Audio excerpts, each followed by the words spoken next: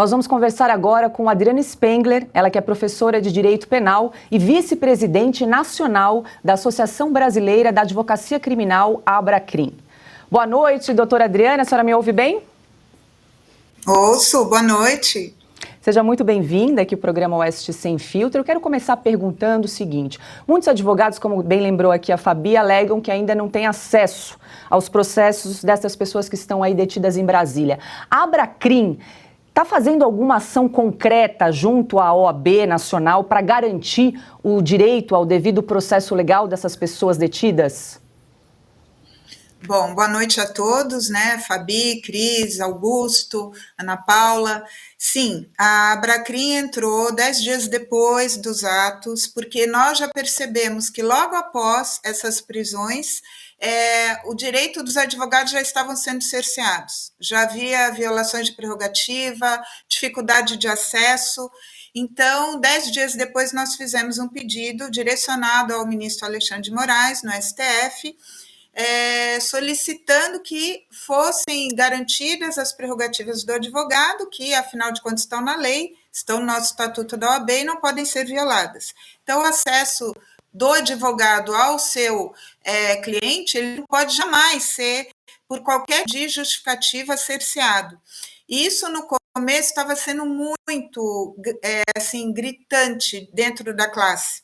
Nós víamos muitas situações onde os advogados passaram quase que o dia inteiro para conseguir falar com algum cliente, enfim. Então, a Abracrim entrou com esse pedido, ainda não tivemos ainda uma decisão, um parecer, enfim, não tivemos ainda um despacho. Também a OAB entrou semana passada com pedido, nós entramos 10 dias depois, agora, semana passada, a OAB também entrou, porque realmente essas violações estão constantes. E nós temos que lembrar que a situação desses presos é uma situação peculiar, é uma situação muito extrema, muito diferente do que nós temos falando em sistema prisional em termos de Brasil. Nós temos que dar essa garantia que a própria Corte Interamericana de Direitos Humanos determina. O Brasil é signatário do Pacto de São José da Costa Rica, então os direitos humanos que estão sendo violados nessas prisões, nessa falta de condições, enfim, é algo que nós temos que ficar muito atentos. Então, respondendo a tua pergunta, Paula, sim, nós estamos atentos. Perfeito. Então, só para confirmar, ainda não houve um retorno por parte do ministro Alexandre de Moraes em relação a esse pedido da Abracrim? Não houve. Tá? Nós estamos no aguardo, em contato com a assessoria, enfim, para que haja um despacho. Não tivemos ainda um retorno. Tá? Assim como muitos órgãos que também entraram, outras associações, porque estamos todos vigilantes nesse sentido e preocupados. Nós aqui na Abracrim, o tempo todo recebendo reclamações de colegas no Brasil inteiro, porque a nossa associação está no Brasil inteiro, e estamos atentos. Só que há essa limitação. O que está acontecendo? Estão sendo feitas denúncias por bloco. Semana passada foram mais 130 denúncias, oferecidas. As audiências de custódia que ocorreram lá no começo, naquelas prisões tidas, como flagrante, logo depois, que na real foram no dia seguinte, de muita gente, como todos sabem, já foi muito divulgado por vocês aqui. As audiências de custódia, elas já vinham de uma forma pré-determinada, já existia um engessamento que veio direto do próprio STF. Então, os juízes que fizeram as audiências de custódia ficaram também ligados em dar qualquer outra decisão, porque já veio para eles esse formato de como seria essa audiência de custódia. Todos sabem que depois de algum tempo foram liberados algumas pessoas, em razão da condição, mulher, mais vulneráveis, sejam mais vulneráveis, enfim, mas nós temos uma coisa ainda, praticamente 900 pessoas que ainda estão detidas e que merecem toda a atenção, porque, como a Fabi falou, punir as pessoas dentro do devido processo legal, tudo bem, só que nós temos que ficar vigilantes quando essas violações estão acontecendo, antes de um processo começar. Então, esse é o grande problema. Muitos advogados estão tendo acesso só após o oferecimento das denúncias, o que não poderia ocorrer, porque nós temos o direito de estar, logo após esse flagrante, já tomando conhecimento de todos os que ensejaram a prisão. Perfeito. Quem pergunta agora é Ana Paula Henkel. Boa noite, doutora Adriana, a senhora que também é professora de Direito Penal. E com esses malabarismos jurídicos que temos visto nos últimos anos, como está a vida da senhora como professora de direito? Obrigada por perguntar, Ana Paula. Acho que para todos meus colegas professores no Brasil inteiro que lecionam direito penal, processo penal, direito constitucional, está sendo difícil, porque é você explicar algo que está na lei, que está dentro do código, e eles perceberem que, na prática, as coisas estão sendo um pouco, digamos, né, um pouco não, bastante violadas. Então, que cabe a nós, sem entrar em questões de ideologia política, que eu acho que o professor não pode ter essa perspectiva ideológica dentro da sala de aula. Então, nós temos que... A lei diz assim, a interpretação está sendo dada de forma equivocada, nós estamos tendo excessos, e aí o que é muito importante, inclusive falei para meus alunos hoje, no primeiro dia de aula deles, que é a universidade que começou hoje a aula, o direito penal, ele existe para quê? Para conter o poder punitivo do Estado. O direito processual penal existe para quê? Para conter esse poder punitivo do Estado. Quando a gente extrapola esses limites, quando a gente passa para violações extremas dessas garantias, nós estamos colocando em risco, todos nós, a segurança jurídica de todos. Então, até para tirar do viés político e ideológico, eu não posso aceitar que isso esteja acontecendo com aquelas pessoas se eu tiver, eventualmente, uma outra ideia, um outro viés político. Porque, na real, não é isso que está em jogo, é o sistema jurídico penal. Está sendo colocado em jogo, está sendo vilipendiado em muitas situações, Brasil afora, inclusive, não posso falar nem que é só essa questão de Brasília, esta veio à tona agora, e com muito mais repercussão, obviamente, por tudo que aconteceu, mas a gente não pode, por exemplo, permitir overcharging. Esse overcharging, que hoje a gente fala muito no direito penal, é esse excesso de tipificações para uma mesma questão. Por exemplo, né, nós temos situações em crimes absorver outro crime. Nós temos ali conflito de leis penais, eu não posso atribuir tantos crimes para uma mesma pessoa, sendo que um pode absorver o outro, um pode estar no caminho do outro.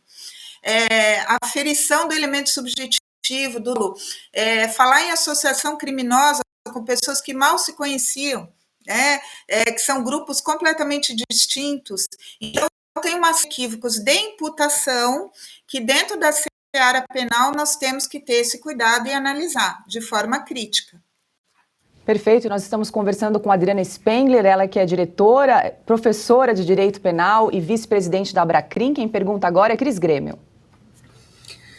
Boa noite, doutora Adriana. Eu queria voltar ao assunto da primeira pergunta, que são os presos, na minha visão, presos políticos, não foram os que foram flagrados no ato de vandalismo no dia 8, e sim foram presos depois. Muitos deles, pelas conversas que a gente tem tido com advogados, os advogados que conseguiram ter acesso a seus clientes, né, ou aos processos, o que é ainda mais raro, muitos deles sequer estavam em Brasília.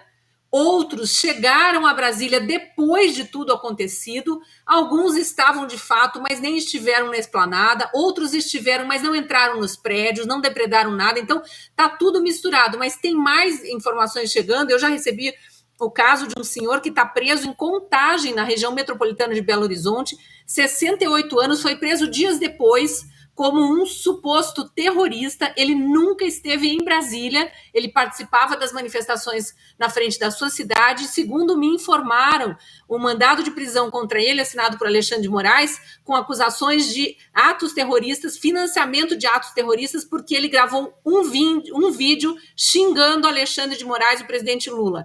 Teve o celular apreendido, encaminhado para Brasília, ele não tem mais nem o celular para provar o que fazia ou o que deixava de fazer, e ele está sozinho, sem advogados, conseguiu por por piedade dos carcereiros ser conduzido à enfermaria porque ele depende de remédios, ganha um salário mínimo por mês. Como uma pessoa dessa pode financiar atos terroristas? Então, eu quero voltar à pergunta, desculpe me alongar, mas para mostrar que tem mais gente presa em outros estados do Brasil, em outras cidades, além dos 916 presos, a meu ver, de maneira por perseguição política mesmo. A Abracrim, a senhora diz que 10 dias depois daquelas prisões de Brasília, entrou com esse pedido de, eu não sei exatamente o termo jurídico, mas de informações, e até hoje não teve resposta. Mais de um mês sendo ignorada solenemente pelos ministros do Supremo Tribunal Federal. Não há mais nada que possa ser feito, não há como juntar várias associações, por exemplo, de advogados, talvez até chamar magistrados de outros lugares do país para juntos tentarem fazer uma pressão maior, porque a gente não aguenta mais viver dessa forma, né? Exatamente, muito obrigada por entrar nesse tema. Está sendo montado agora, nós vamos precisar, está sendo conversado com a própria OAB e a Abracrim, uma campanha mais dura e mais consistente nesse sentido, porque nós não, como tu falou, a gente não pode ser ignorado dessa forma, e não nós, Abracrim, como essa associação só, né? Digamos, a advocacia não pode ser ignorada dessa forma. Então, a partir do momento que eu percebo que há uma violação de prerrogativa nesse nível dos advogados, quando a gente percebe a situação desses presos, que muitas vezes estão sem condições, até como você comentou, de constituir advogados, o acesso à justiça, à sua defesa, está sendo difícil, nós temos que agir. Então, claro, estamos chegando num ponto, né, que as associações realmente vão ter que se unir, vamos ter que ter algo mais consistente, porque, claro, dentro dessa perspectiva do Supremo Tribunal Federal de intérprete da Constituição, nós ficamos um pouco limitados nesse acesso. Quando todo o processo ele parte de uma ideia que ele é vinculado ao próprio Supremo Tribunal Federal, onde você tem, como a gente já falou isso antes, o inquérito das fake news, quem investiga, quem denuncia, quem vai punir está na mão do mesmo órgão. Isso complica demais a atuação do advogado, complica demais. Quando nós tivemos lá atrás a instauração desse inquérito, foi a mesma coisa. Muitos advogados sem acesso ao inquérito, tendo que acionar a Abracrim para que a gente pudesse ali estar junto com esses colegas, tentando fomentar que as suas garantias, suas prerrogativas não fossem violadas. E agora, esses presos que estão Brasil afora, que não, caso que você é um, mas a gente sabe que tem vários que estão sendo presos Brasil afora, porque a investigação, segundo eles, continua, e essa investigação vai dando margem para mais prisões e vai dando margem para novas denúncias. Então, o que a gente tem visto? Denúncias genéricas de pessoas que estão sendo denunciados com outros que nem sabem quem são, fundamentada numa ideia de uma associação criminosa, que, claro, a associação criminosa é o que é o direito penal de crime permanente.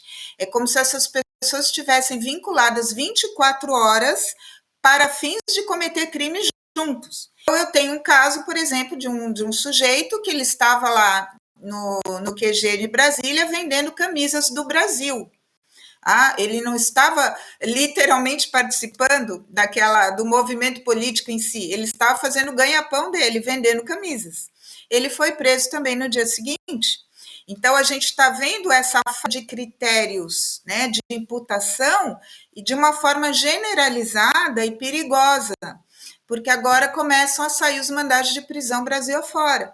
Então, pessoas que poderiam estar fomentando esses atos, podem ser agora acusadas de estar fomentando, incentivando e incitando, porque não é só questão de financiar, existe o crime de incitação ao crime, e é muito fácil, porque ele é um crime de alta interpretação, que é incitar um crime, é eu colocar numa rede social algo contra determinada situação, estou incitando as pessoas a irem lá e quebrar o STF e fazer, enfim, isso é um perigo, porque essa margem de interpretação que se está dando para a imputação das pessoas nos crimes, que está também da nossa atenção. Nós não podemos permitir esse overcharging, que esse termo que tem se usado muito agora em direito penal, para esse excesso de imputações.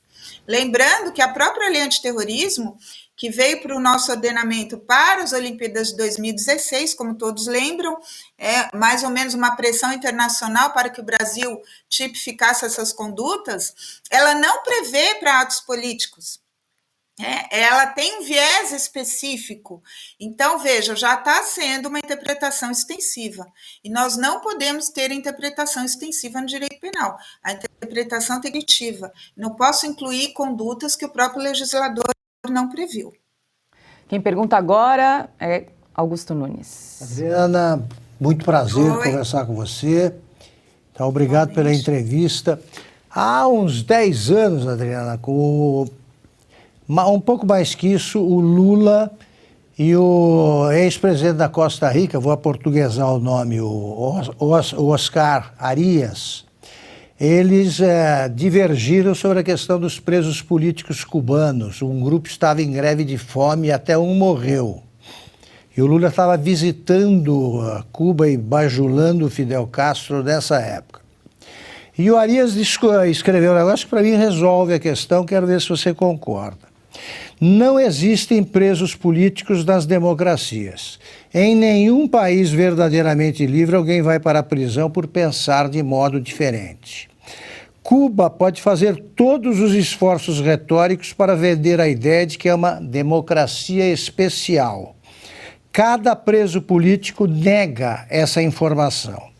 Cada preso político é uma prova irrefutável de autoritarismo.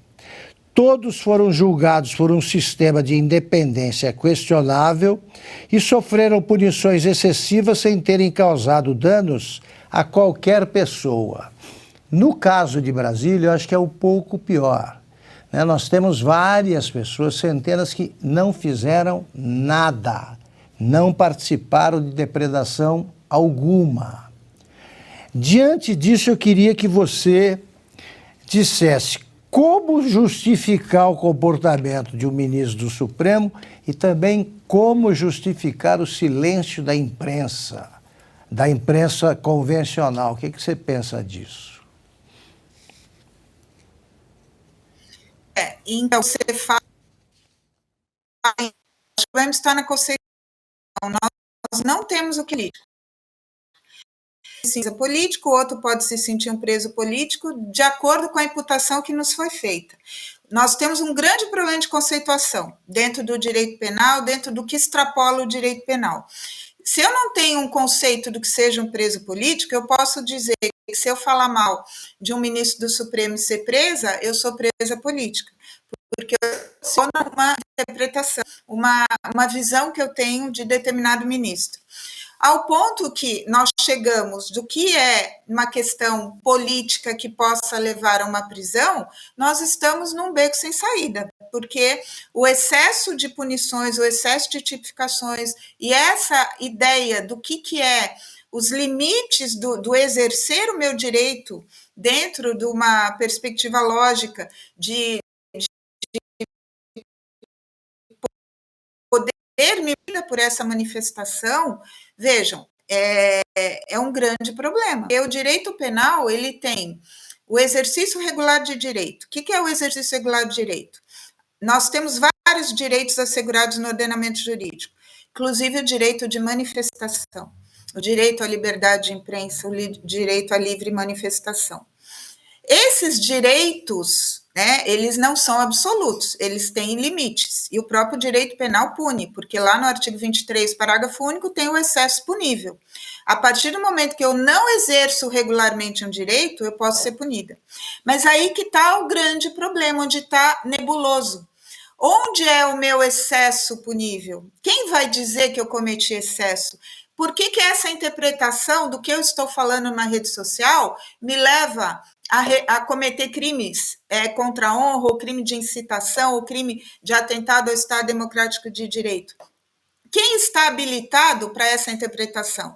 Esse é o grande problema no Brasil. Nós não temos axiologicamente definição digamos, o que é uma manifestação política, os limites dessa manifestação política, fica tudo a critério do intérprete. O intérprete vai colocar o seu critério subjetivo nisso. Então, se eu tenho por trás um intérprete que já está nesse viés, a tendência, então, é só piorar. Nós vamos partir para um excesso de punição, nós vamos partir para um direito penal extremo, por modelos, né, totalitários de direito penal que fogem do que é certo para um Estado democrático de direito. Então, a nossa atenção hoje em dia é muito voltada nisso, voltada para essa interpretação extensiva de condutas, para esse excesso de condutas, esse excesso de tipificações. E isso a base vem de todo esse conflito conceitual, né, de nós não termos dentro das leis essa condição de dizer o que é um ato terrorista, com detalhes, né, fica de certa forma um pouco amplo pelo que tem na lei, que a lei ela veio com aquele viés para as Olimpíadas, enfim, então tinha muito caráter de xenofobia, uma questão muito vinculada a isso e não tanto na questão do que nós estamos tratando, tanto que vários colegas, inclusive juristas, autores, já questionaram isso, né? Nós estamos conversando com a Adriana Spengler, ela que é professora de Direito Penal e vice-presidente da Abracrim. Quem pergunta agora é Fabi Barroso. Boa noite, Ana, prazer em conhecê-la. E eu estava ouvindo falar, eu anotei várias coisas, porque realmente no direito a nossa luta tem sido árdua para manter primeiro a advocacia, porque né, é tão exaltada a democracia, sem a advocacia não existe a mínima chance, né, de haver democracia. Então a advocacia é mais que necessária, e eu vejo os direitos dos advogados sendo violados já faz algum tempo, cada vez mais. E a sua explanação aqui, eu até queria fazer um além, porque além de tudo a gente tem a prática de phishing, né, que é aquela pescaria, colocando as pessoas, jogando condutas, tem também lawfare. Acho que está muito bem clara a situação. O que eu vejo é que falta ainda, né, eu desacredito que nós temos grupos como, por exemplo, na questão prática, o grupo Prerrogativas, que vem na defesa dessas interpretações estranhas, que não tem nada a ver com a nossa legislação, teria que mudar demais a nossa legislação. E eu vejo assim, o incômodo das pessoas de falarem, não existe mais lei. E para nós, né, que somos legalistas, que somos pautados em conceitos, em ética, o que é justo, moral e etc., é muito duro ouvir isso. Então, a gente está vendo, e essa questão também de colocar essas normas sem interpretação, isso seria inédito, porque os artigos são novos, né, foram substituídos da Lei de Segurança Nacional, e a gente não tinha ainda casos práticos para ser julgado, mas na prática mesmo. A senhora enxerga depor um Estado democrático de direito através de invasões, tudo bem, teve depredação, são graves, são puníveis, são passíveis de pena e punições, etc., mas eu não vejo concretamente como que o Estado poderia acabar ou como o Estado, de fato, brasileiro poderia deixar de existir ou na iminência de existir. Então, existe uma distância muito grande, o que é na prática, o que ocorreu e que realmente tem que ser recriminado, mas é a narrativa imposta que não está fazendo as pessoas pensarem. E aí eu te pergunto, qual saída teremos? Porque eu me coloco junto, porque a nossa briga é a mesma. Obrigada, Fabi. Concordo totalmente com você. Eu acho que nós voltamos àquela época em que hoje eu até comentei com os alunos, né? Nós partimos de um período de vingança pública, onde o Estado não tinha critérios, quando o soberano não tinha critérios de punição nenhuma, ele tinha os seus representantes nas cidadezinhas, pensando na Europa continental, só que quem punia não tinha critério de punição, não tinha sistematização. Por uma mesma situação, um era enforcado em praça pública, isso a gente via muito na Idade Média, e o outro era perdoado. Por incrível que pareça, o direito penal veio para dar critérios de punição, para tirar a sociedade desse arbítrio, para nos livrar do arbítrio, para dar limitações ao poder punitivo. E aí, vejam, na própria falta de taxatividade da lei, e aí isso é um problema do próprio legislativo, as leis não vêm com aquele princípio de taxatividade que é exigido pelo direito penal. Condutas claras, precisas. Como o direito penal é o ramo mais coativo do ordenamento jurídico, nós não podemos admitir crimes que deem margem à interpretação. Então, é exatamente como tu falou. Como que nós vamos saber se essa manifestação aquela é um ato atentatório ao Estado Democrático de Direito? Não vamos saber, é o intérprete que vai dizer. Se eu pego um intérprete arbitrário, ele vai dizer que sim. Se eu pego um intérprete mais garantido, mais flexível, ele vai dizer que não. Então, esse é o grande problema, já no cerne da lei.